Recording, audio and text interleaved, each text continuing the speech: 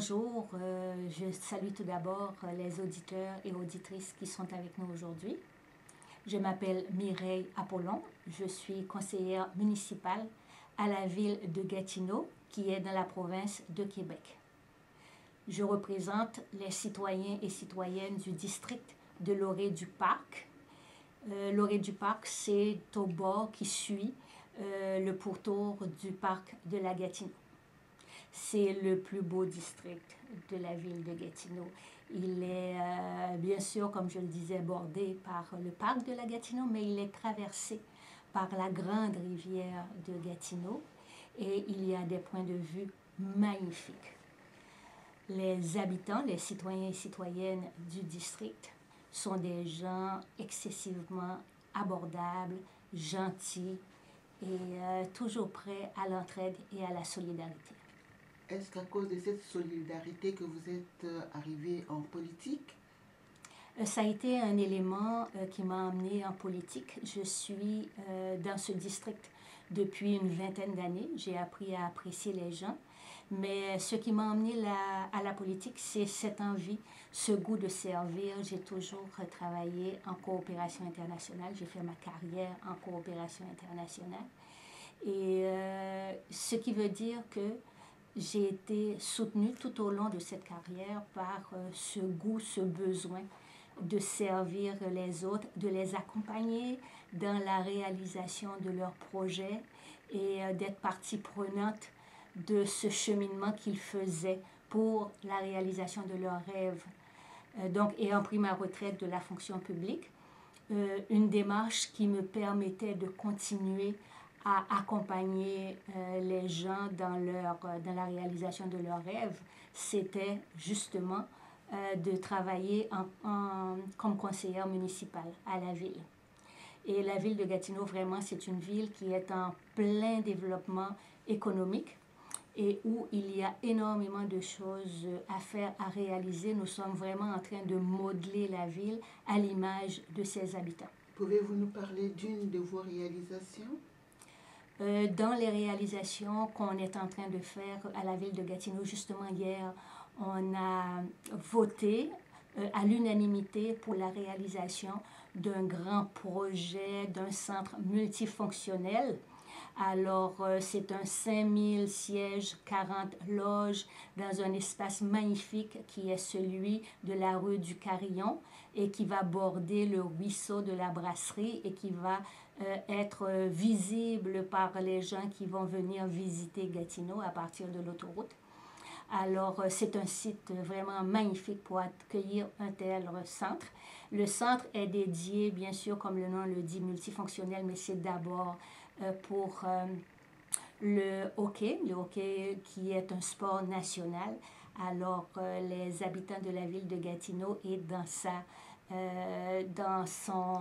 superficie élargie adorent ce sport. Et l'édifice actuel étant devenu Vestus, nous allons construire quelque chose de neuf pour accueillir l'équipe de hockey, les Olympiques. Et avec cela, il y aura aussi des spectacles qui vont arriver, des spectacles de grande envergure ou de moyenne envergure qui vont venir à Gatineau pour faire des présentations. Est-ce que vous avez aussi une vie associative aussi bien remplie? La vie associative a toujours fait partie pleinement de ma vie. J'ai commencé dès mes premiers pas dans la vie active à être en vie associative, d'abord auprès des groupes des minorités visibles, que ce soit dans mon lieu de travail ou que ce soit dans ma communauté. J'ai travaillé beaucoup avec l'association des femmes immigrantes, les familles immigrantes, pour les accompagner dans leur intégration économique, sociale, culturelle. J'ai travaillé aussi avec l'Association nationale des retraités de la fonction publique du Québec, dont j'ai été jusqu'à tout récemment la présidente. Et j'ai été membre aussi, je suis toujours membre du réseau des femmes d'affaires et professionnelles où j'ai eu l'honneur de recevoir le prix d'excellence en 2009. Trouvez-vous du temps pour des loisirs? Les loisirs, c'est d'abord la lecture, beaucoup de documents à lire, certains plus intéressants que d'autres. Loisirs avec mes petits-enfants, parce que j'en ai 4. Donc ça, c'est vraiment une fenêtre merveilleuse sur ma vie, très ensoleillée. Alors, je fais beaucoup d'activités avec mes petits-enfants et eux, ils m'entraînent, que ce soit à l'extérieur l'hiver, que ce soit sur l'eau ou dans le jardin l'été. Alors, au niveau familial, vraiment ma vie est comblée avec cette présence affectueuse et je dirais pas agitée, agitée a une connotation un peu négative, mais très vivante.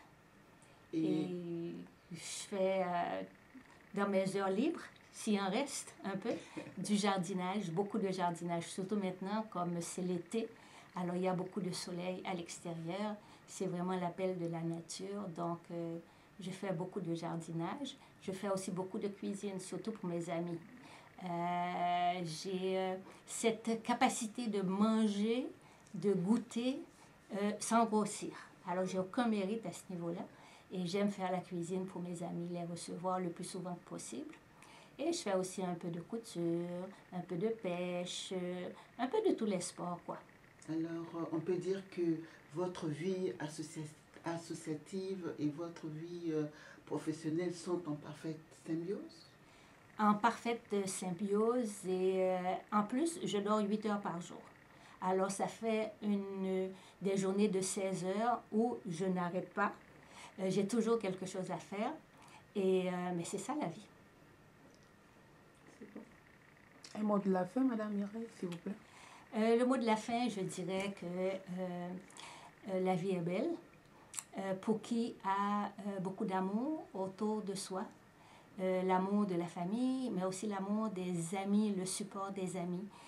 J'ai la chance, dans mon milieu de travail, d'être avec des collègues du conseil municipal qui sont très supportants et de joyeux vivants. Donc, même si on travaille énormément, on n'a pas l'impression de travailler parce que ça se fait dans une ambiance vraiment de camaraderie. Je dirais que, mot de la fin, la vie est belle quand on peut concilier, bien sûr, une vie professionnelle, une vie familiale et une vie sociale. Merci.